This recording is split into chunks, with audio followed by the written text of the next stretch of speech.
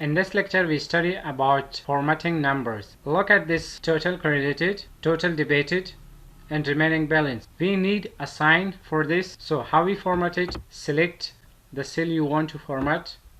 Come to number. Here you see the currency sign. Adding the currency sign, if you click on drop down, there are more currency sign. You are selecting, for example, English or United States dollar.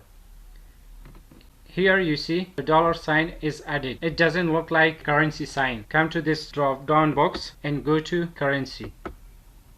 Now it looks like the currency.